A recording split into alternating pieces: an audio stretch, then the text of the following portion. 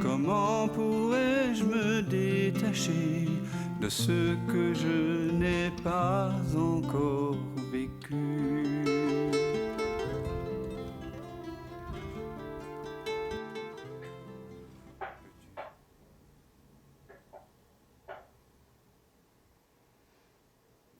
Alors bienvenue à tous en satsang.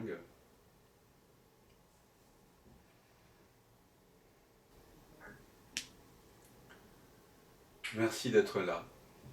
Merci pour la présence de chacun d'entre vous.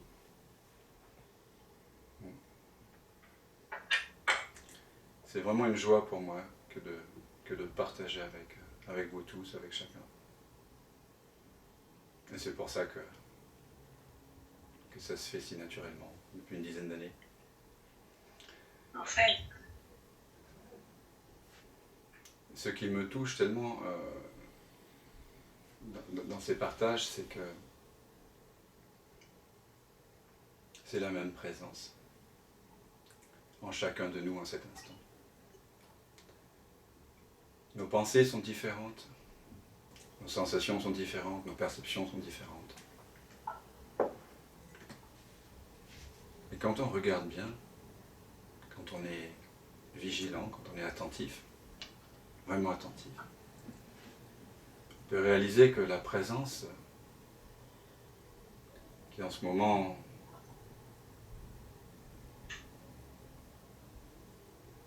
est témoin, est consciente de tout l'environnement, des sensations, des pensées, de l'environnement, des perceptions. Cette présence n'est pas personnelle. Il n'y a rien de personnel là-dedans. Comment je le sais et comment on peut affirmer cela? Parce que quand vous refluez votre attention vers ce qui est présent en vous, et je vous invite à le faire maintenant, vers cette présence, qui, comme son nom l'indique, si on veut jouer un peu avec les mots, désigne ce qui est avant les sens en deux mots, avant les sensations, avant les perceptions, avant même les pensées. Cette présence est déjà là avant que les pensées surgissent. Elle est là pendant leur déploiement et elle demeure présence pour les déploiements à venir, lorsque ce qui s'est déployé s'est dissous. Et donc, cette présence n'a rien de personnel. Parce que si vous commencez à l'investiguer, et je vous invite à le faire maintenant, essayez de trouver une limite quelque part à cette présence. Essayez de trouver une limite à la présence. Vous pouvez étendre votre attention vers le haut ou vers le bas, vers la droite, vers la gauche, devant, derrière, dans toutes les directions. Et voyez par vous-même si ce qui est présent est conscient de toutes les perceptions qui sont les vôtres maintenant et qui sont personnelles, on pourrait dire, qui dépendent du corps mental. Est-ce que cette présence dans laquelle toutes ces perceptions apparaissent est limitée, à une limite quelque part?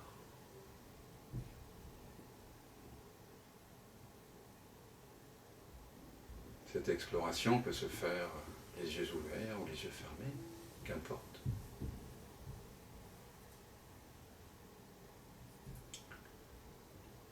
Mais est-ce que quelque chose finalement peut apparaître en dehors de la présence?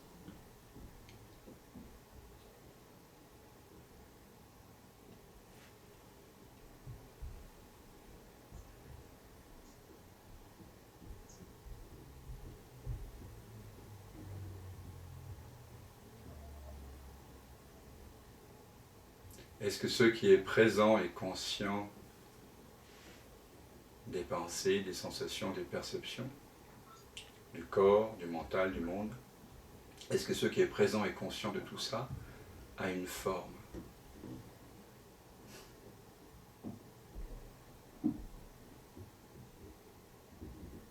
Si oui, pouvez-vous la dessiner, la photographier, la désigner, l'étiqueter?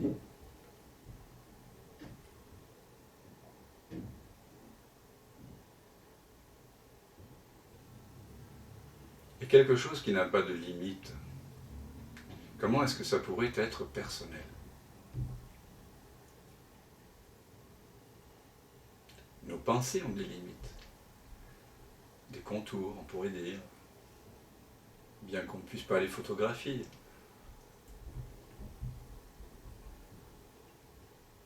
On a un peintre avec nous ce soir ici, à la maison, pour essayer de peindre les pensées, mais tout ça, ça a des limites.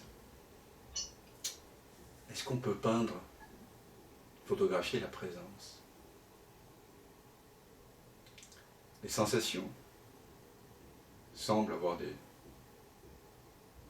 formes, ou en tout cas occuper un espace, même si c'est peut-être pas le même espace qu'une table, qu'occupe une table. Mais les pensées, les sensations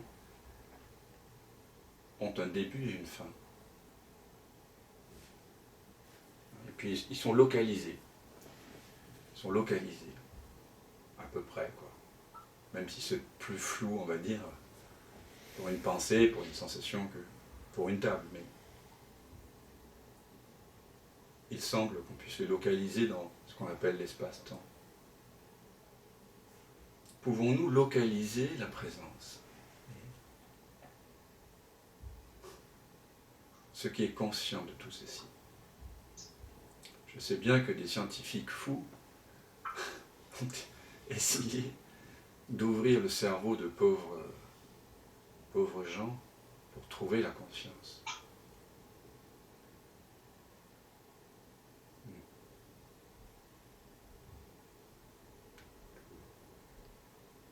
Donc tout ce que nous percevons a des limites, a des formes. La personne a, on pourrait dire en quelque sorte, une forme, son caractère, son histoire, ses idiosyncrasies, ses habitudes, ses peurs, ses désirs.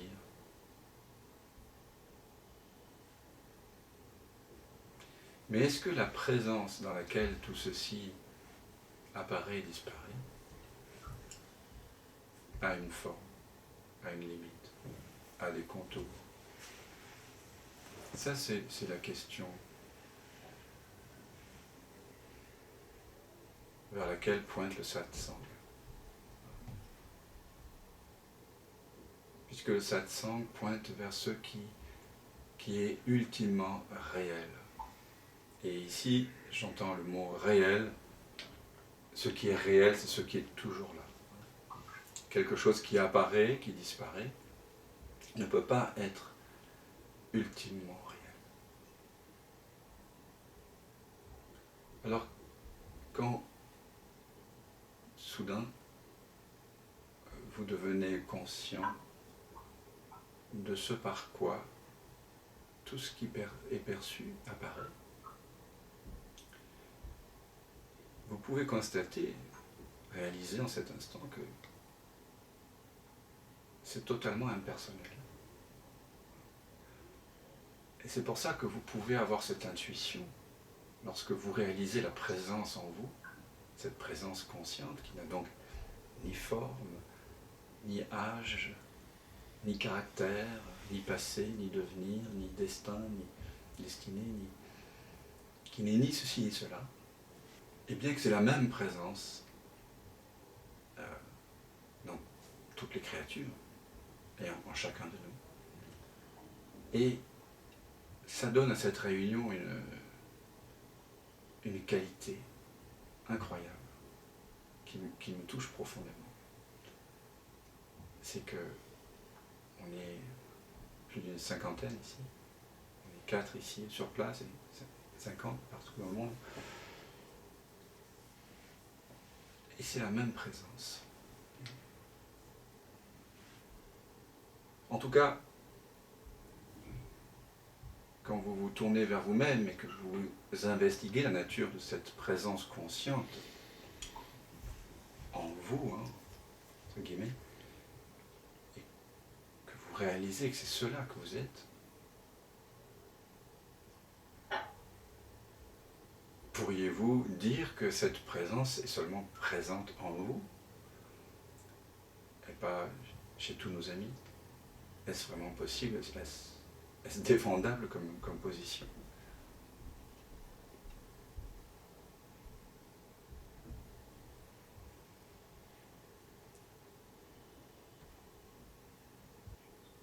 Et donc ce qui m'émerveille, c'est que au-delà de nos idiosyncrasies, de nos us et coutumes, de nos nationalités, de notre genre, des petites batailles que chacun mène dans la vie de tous les jours, on peut se relier au travers de cette présence.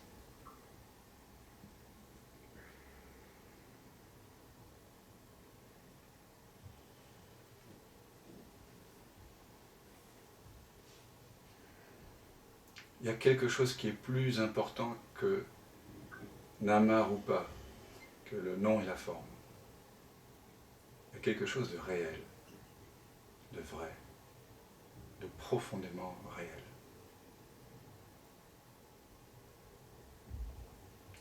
Donc je vous invite à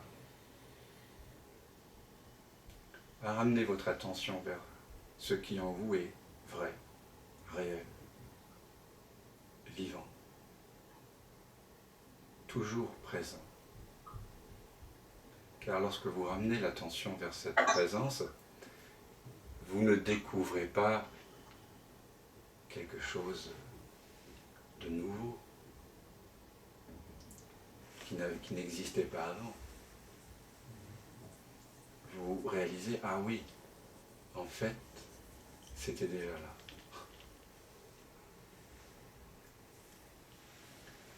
C'est un peu comme quand vous lisez un livre et que vous êtes attaché aux mots, aux phrases, au style, à l'histoire, aux personnages. Donc vous êtes attaché,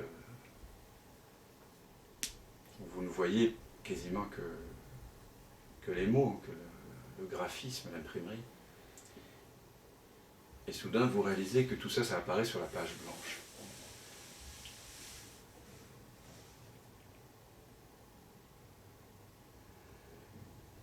C'était déjà là. Si je vous invite maintenant à prendre conscience des vibrations du visage, par exemple, de la chaleur dans le front, de la chaleur ou des vibrations sur la peau des joues, la mâchoire, soudain vous devenez conscient de quelque chose dont vous n'étiez pas conscient auparavant.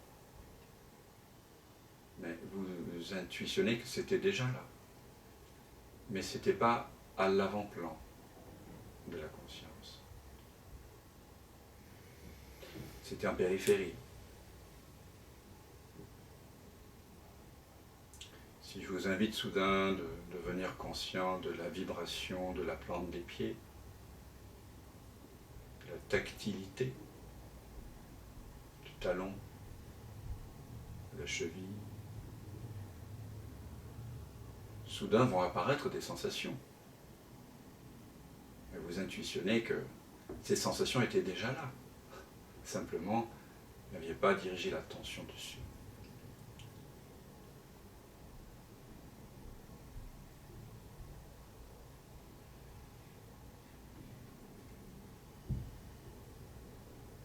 Et puis, si soudain je vous invite à devenir conscient de la respiration,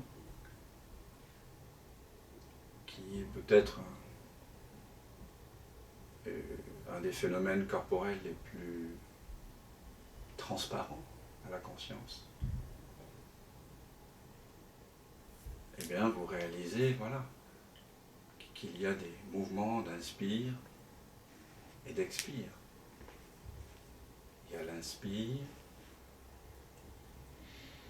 puis il y a un arrêt, un peu comme quand les enfants se balancent sur la balançoire, à un moment donné ça n'inspire plus, et ça n'a pas encore commencé à expirer.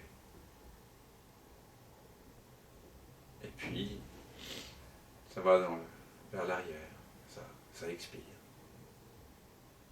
Et puis à un moment donné, il y a un arrêt.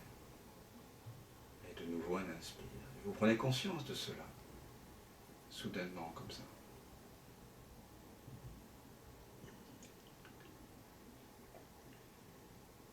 C'est un objet assez subtil, on pourrait dire, la respiration. Et le but du satsang, c'est finalement de devenir conscient de quelque chose qui n'est pas du tout objectif, qui n'est pas là comme un objet qui apparaît, qui disparaît. Je vous invite soudain nous invitons à devenir conscients de cette présence consciente.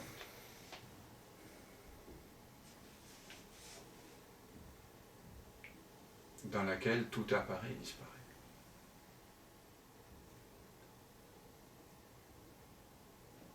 Et soudain vous réalisez, mais oui, cette conscience était, bien sûr, je suis conscient, je suis, vraiment je suis. Mais c'était déjà là. C'était juste que c'était pas à l'avant-plan. C'est pour ça qu'on parle de réaliser. On réalise quelque chose finalement qui était déjà là. Ça devient, on pourrait dire, dans un certain sens, plus réel. Mais vous intuitionnez que cette présence était déjà là.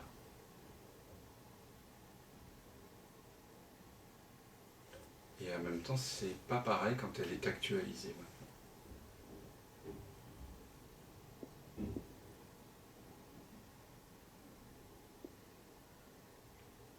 Car lorsque vous redevenez soudainement conscient d'être cette présence consciente, vous découvrez, ou cessez de découvrir, le fait que cette présence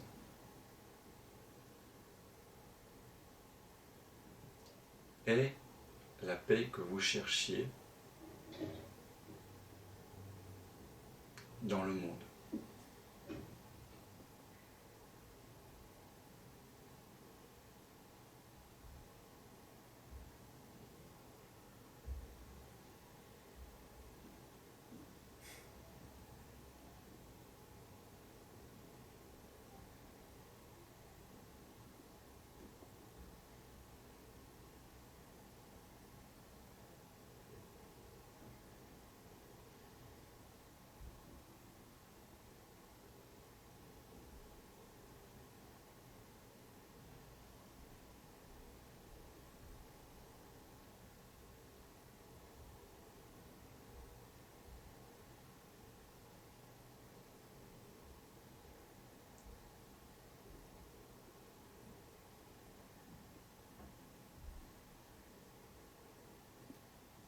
C'est pour ça que le satsang, ce n'est pas un enseignement.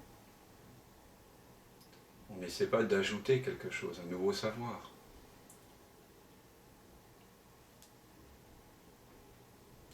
C'est juste une invitation à arrêter de s'auto-hypnotiser, à arrêter de rêver, à se réveiller, ou à arrêter de se mentir.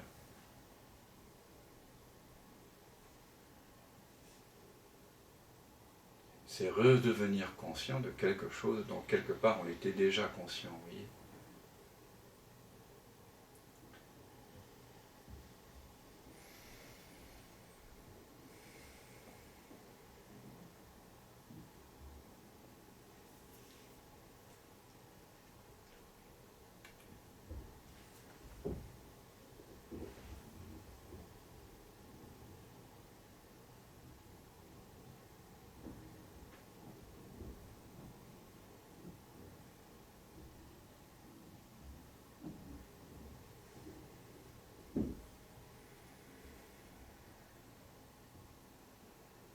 Et cette paix que l'on redécouvre en redevenant conscient d'être conscient, elle est inconditionnée. C'est-à-dire qu'elle ne dépend absolument pas d'aucun facteur du monde.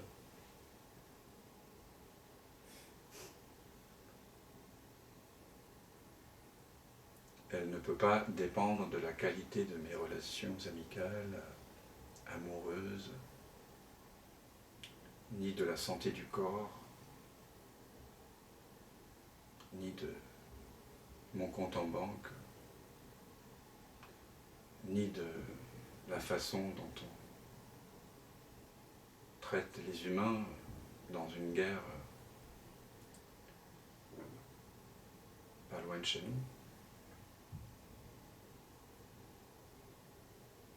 Cette paix, elle est inaliénable, elle est là.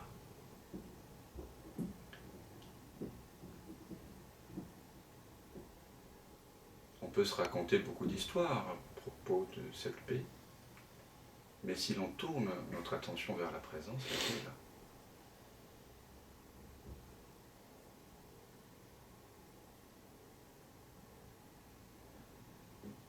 Donc au fond, c'est pour ça que Shankara, un des grands initiateurs de l'Advaita Vedanta, disait que le plus important c'était le désir d'éveil, le désir de libération. Si vraiment vous désirez cette paix, si vous désirez vous connaître vous-même, eh bien, il n'y a qu'à plonger profondément dans cette présence, à la reconnaître.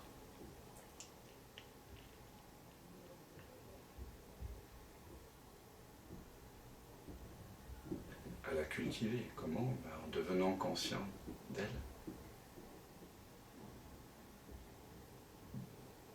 Et quand je dis devenir conscient de la conscience, ce n'est pas comme on deviendrait conscient justement de la respiration. Comme tout à l'heure, je vous ai invité à devenir conscient de la respiration ou des sensations du visage ou des pieds. Donc quand on devient conscient d'être conscient,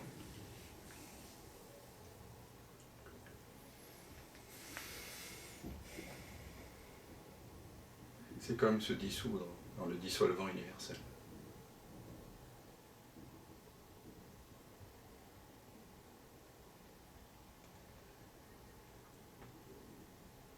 Je l'ai déjà raconté, mais elle me touche toujours autant, cette petite histoire de la poupée de sel.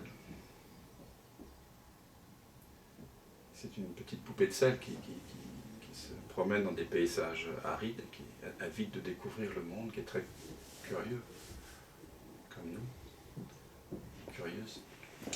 Et à un moment donné, elle se retrouve devant une grande surface bleue et verte, comme ça, mouvante, et elle demande à cet objet inconnu pour elle, mais qui es-tu? Et la mère répondit, je suis la mère. Sur ce, la petite poupée de sel s'interroge, je ne comprends pas, qu'est-ce que la mère? Et la mère dit, c'est moi. Je comprends toujours pas, dit la petite poupée de sel, et la mère lui dit, rapproche-toi. Alors, comme la petite poupée de sel a un désir infini de connaître la mère, elle se rapproche de la mère, elle avance. Et là, elle est un petit peu comme nous tous en ce moment, qui sommes curieux de découvrir la présence, elle, de découvrir ce qu'est la mère. Quelque chose se passe d'inexplicable, qui n'est pas de l'ordre des mots. Elle commence à sentir un peu ce que c'est que la mère. Elle a une sorte de pressentiment. Et puis elle dit, j'ai eu un instant comme ça de compréhension. Et puis elle regarde ses pieds et dit, mais qu'est-ce que tu as fait de mes pieds? Les pieds sont en... Il y en a un qui s'est dissous. Et la mère, elle dit, bien, tu m'as demandé qui j'étais. Je t'ai demandé d'avancer vers moi et on a fait connaissance. Et pour faire connaissance, tu m'as donné quelque chose de toi. Et à ce moment-là, le mental revient, comme peut-être chez certains d'entre vous. On fait une expérience de paix et puis le mental veut ratiociner, veut expliquer, veut contrôler. Hein. C'est le jeu du mental, c'est comme ça. Le mental est fait pour étiqueter, pour conceptualiser, pour mettre en boîte les choses. La petite poupée, elle fait un peu pareil. Elle dit, je comprends pas, je suis un peu perdu là. Je croyais avoir compris, là je comprends plus. Mais qui es-tu? Je suis la mer. C'est quoi la mer? La mer, c'est moi. Je comprends pas. Et avance, avance. Et elle avance, confiante. Elle a déjà oublié qu'elle a laissé ses deux pieds. Elle continue, elle avance. C'est incroyablement touchant. Et elle finit par se dissoudre dans la mer. Et juste avant de se dissoudre, une petite voix qui dit « Je suis la mer ».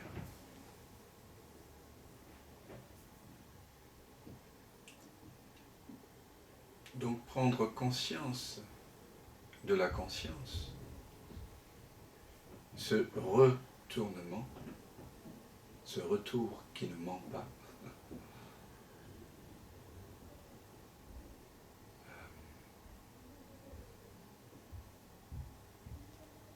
fait disparaître le moi illusoire, bien entendu.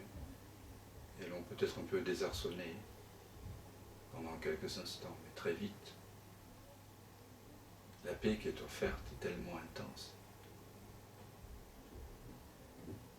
qu'on se sent immédiatement en totale confiance et sécurité dans cet espace sans limite, comme en apesanteur.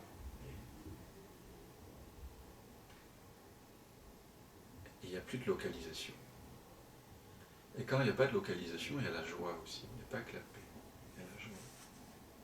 Et la souffrance, je ne sais pas si vous avez remarqué ça, la souffrance elle est toujours localisée quelque part. Quand on a mal quelque part. Et même si c'est un mal un peu spleen, on va dire on est lourd, hein, il y a une lourdeur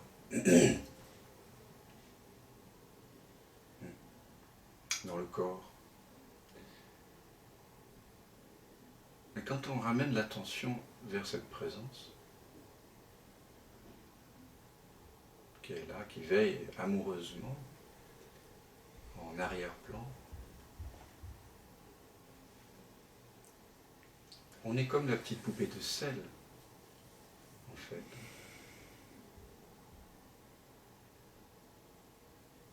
On veut rencontrer cette présence, donc on veut s'y dissoudre complètement.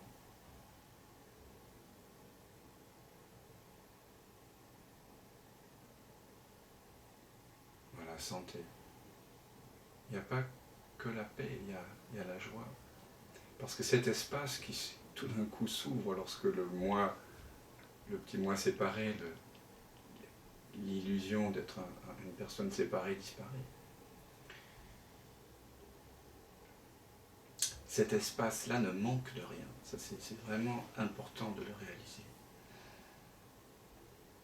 Il n'y a pas de manque.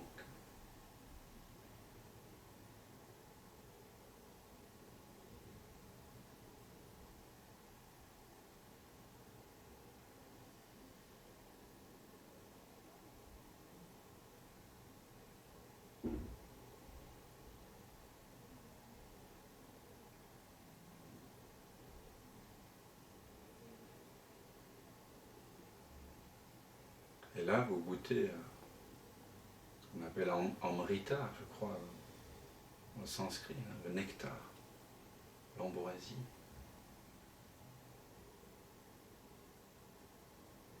Ananda, la félicité. Quand vous ne manquez de rien, quand il n'y a pas de manque, quand vous êtes complet, eh bien ça s'appelle la joie.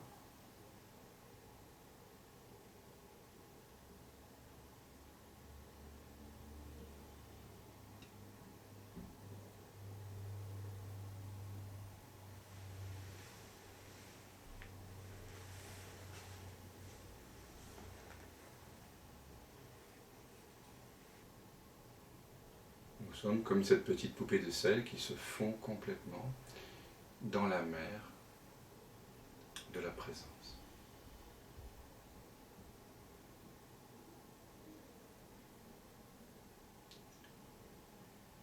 Et ce qui se révèle, c'est la paix. Une paix infinie, parce que cet océan n'est en guerre avec rien. C'est un océan d'accueil, un océan de présence qui inclut toute chose. Rien ne peut apparaître, surgir d'ailleurs que de cet océan de présence.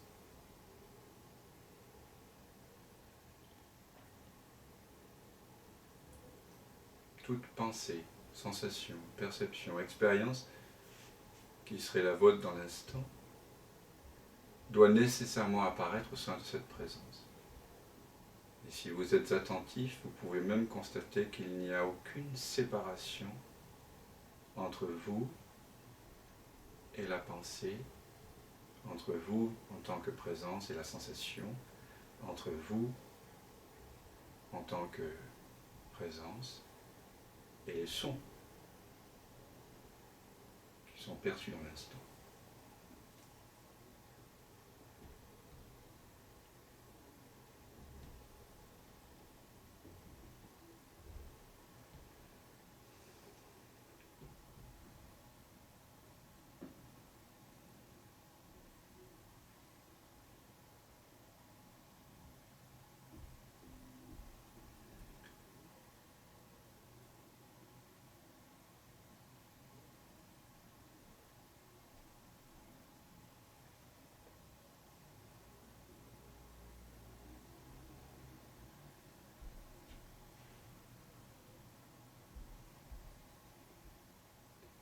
Cette absence de séparation, cette absence de distance entre cette présence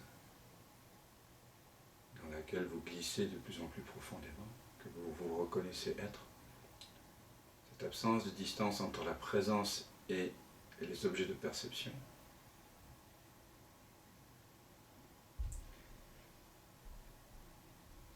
révèle ce que l'on appelle en termes habituels l'amour. Une intimité incroyable.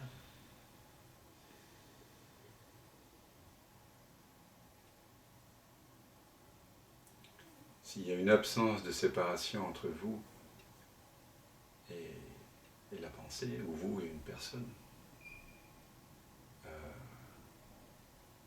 vous reconnaissez que cette personne apparaît à 0 cm de vous. Donc, quelque chose qui apparaît à 0 cm de vous dans l'expérience directe, si vous ne faites pas référence à la mémoire, bien évidemment, eh bien, c'est vous. Vous êtes le même. Il y a une intimité incroyable. Et donc cette présence, elle est paix, elle est félicité, ananda, et elle est non-séparation, amour, absence de conflit, absence de manque, absence de distance, séparation.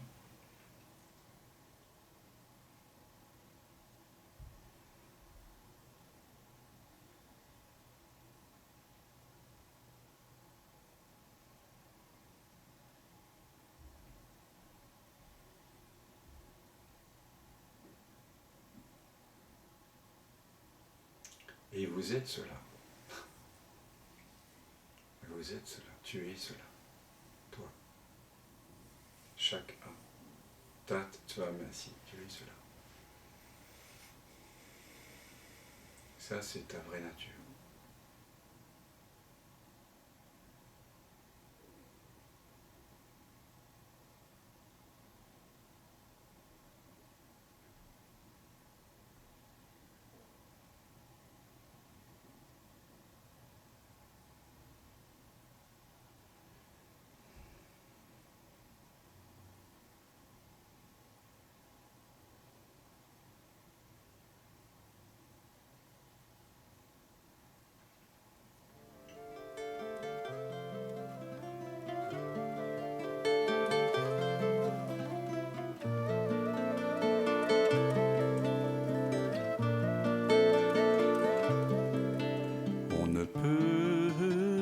détacher que ce que l'on a tenu.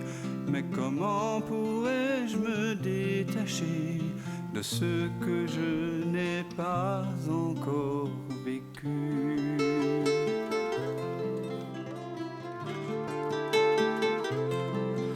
Peux-tu fuir ce qui te trouve et couper le fil ténu de ce pressentiment qui t'éprouve au cœur de cette absence reconnue?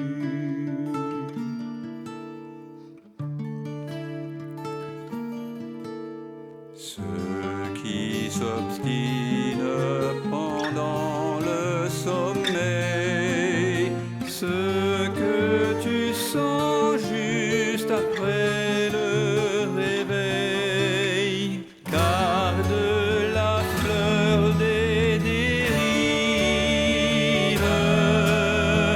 à la saveur d'autres rives, à la candeur de l'éveil.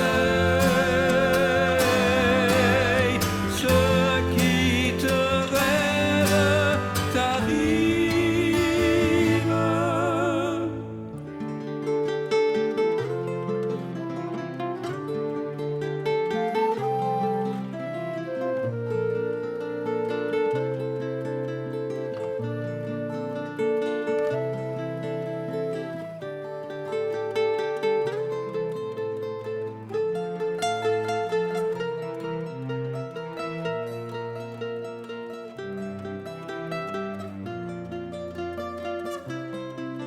Quand la vague se prépare à noyer ton ventre ému, n'aie pas peur, il n'est jamais trop tard pour accueillir le souffle de ta mue.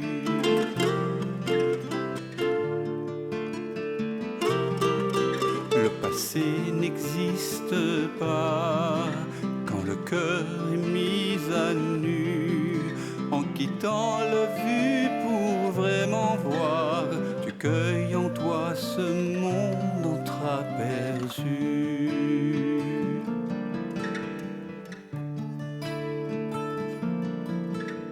Ceux qui persistent pendant le sommeil, ce que tu sens juste après le réveil, garde la fleur d'autres rives et la beauté des dérives à la fraîcheur de l'éveil. Ce qui te rêve t'arrive.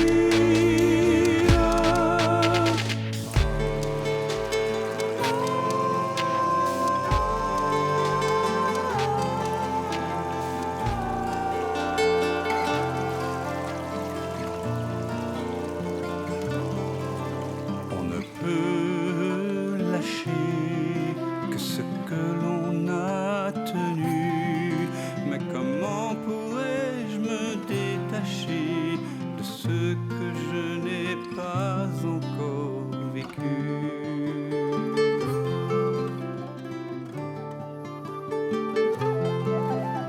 Pour renouer avec ce fil ténu qui nous relie, cet inconnu, ce lien subtil, ce fil de vie jamais interrompu.